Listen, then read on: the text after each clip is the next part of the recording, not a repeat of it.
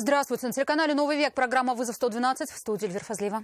И сегодня мы покажем момент наезда «Лады» на ребенка в Нижнекамске и как Volkswagen сбил мальчика в Казани. Они сами кидаются. Вот, честное слово, вот не первый раз такое происходит. Расскажем о смертельных авариях в Лениногорске и Бугульминском районе. И как водитель УАЗа с признаками опьянения пытался прорваться на паромную переправу. Пьяный, ерунду всякую нести. Кричал: я местный, я здесь живу, мне надо домой. Все. А также возгорание частного дома на улице Большая Крыловка и дачи на Сухой реке. Обычно также приезжают на выходные. Может, что-то включают, забывают. Это и не только. Прямо сейчас. 11-летний мальчик попал под колеса Volkswagen Polo, перебегая дорогу на улице Октябрьская на красный свет. Скорость автомобиля была небольшая, травм ребенок не получил и поспешил обратно в магазин. Во время наезда разбил упаковку яиц. А водитель, решив, что все в порядке, уехал. Но вскоре его нашли и вернули на место происшествия. На красный побежал. Там машина проехала, она сразу до машины побежала. Остановиться, рассказывает водитель Volkswagen, у него не было никакой возможности. Ехал по улице Октябрьская на свой зеленый. Скорость была небольшой. 30-40, перекресток проезжал, на зеленый.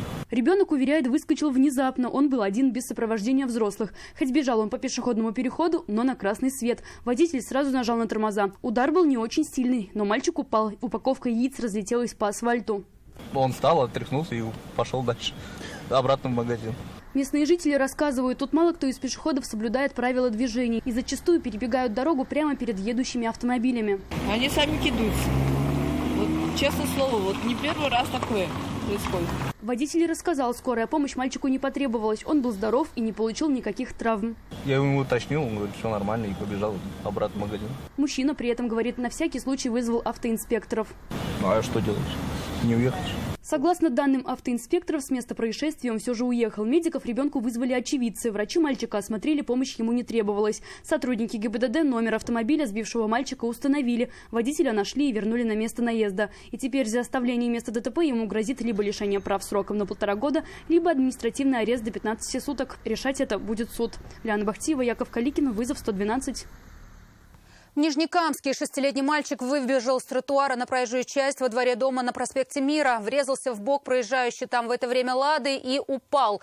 А автомобиль с задними колесами проехал по ребенку. Пострадавшего с травмами различной степени тяжести госпитализировали. Во всех обстоятельствах происшествия сейчас разбираются автоинспекторы. 75-летняя женщина погибла в результате наезда на нее Kia под управлением 45-летней автоледи. Момент происшествия был зафиксирован видеорегистратором, установленным в автомобиле. На записи видно, что пенсионерка верхом на велосипеде по пешеходному переходу стала пересекать проезжую часть. Ее появление было неожиданным для водителя. Людей, готовящихся пересекать дорогу, не видно из-за припаркованных автомобилей. К тому же женщина должна была спешиться, но этого не сделала. От полученных в результате наезда травм она скончалась на месте. Сейчас степень вины каждого из участников происшествия будут устанавливать уже следователи. 28-летняя девушка, водитель «Фольксвагена», скончалась в результате столкновения с КАМАЗом на 313-м километре трассы Казань-Оренбург в Бугульминском районе. По предварительным выводам автоинспекторов, в аварии была виновата она сама. Двигаясь по второстепенной дороге, не предоставила преимущества водителю большегруза, который ехал по главной. По предварительным данным, водитель автомашины Volkswagen Polo не уступила дорогу, совершил столкновение с автомашиной КАМАЗ по управлению водителя 1978 года рождения. От полученных травм водитель автомашины Volkswagen Polo скончался на месте ДТП. Водитель УАЗа так хотел попасть на паром, причем бесплатно, что едва не снес вагончик приема оплаты и с большой скоростью по встречной полосе прорвался к месту заезда на паром. Перед этим он пытался проехать туда по своей полосе, но мужчине сказали, что услуга платная. Платить он явно не хотел и поехал к цели навстречу движению.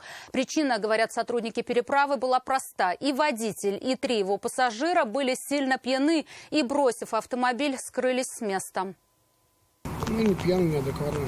Работники переправы рассказывают, УАЗик сначала подъехал по всем правилам, но водитель не понимал, почему их не пускают и не поднимают шлагбаум. Сначала нормально, все, я к ним подошел, объяснил, что здесь паром, надо платить. Он нормально, все, уехал. Потом резко как дал. Прорваться к парому водитель решил по встречной полосе. Там шлагбаум был открыт. Заехал туда на большой скорости, при этом правым боком врезался в вагончик приема оплаты. Дай бог, здесь девятичные люди с парома выходили. Когда УАЗик остановился, из него вышли 4 человека. На вид им было лет по 40. Все, по словам работников переправы, вели себя неадекватно. Ну, пьяный, ерунду всякую несли. Кричал, я местный, я здесь живу, мне надо домой. Все. Неадекватно. Их пытались остановить и задержать, но не вышло. Все 4 ушли в сторону Аракчино, а сотрудники переправы вызвали автоинспекторов. Аварию оформили, УАЗик отправили на штрафстоянку. И его водителю теперь грозит лишение прав, как минимум за оставление места ДТП. Сирина Васильева, Яков Каликин, вызов 112. 31-летний мужчина получил удар ножом в шею во дворе одного из домов на улице Халева в Казани. Нападавший сразу после этого убежал. Друг раненого вызвал ему скорую помощь, пострадавшего госпитализировали. Стражам порядка он рассказал, что нападавший был весь в черном, других примет просто не помнил. Но, несмотря на это, подозреваемого вскоре нашли и задержали. В отдел полиции Горки поступило сообщение о том, что рядом с домом по улице Халева мужчине требуется медицинская помощь. На место происшествия выехали сотрудники полиции. Установлено, что между двумя мужчинами возник конфликт, который перерос в потасовку, в результате чего один из них получил ножевое ранение в районе шеи. 31-летний пострадавший был госпитализирован в медицинское учреждение.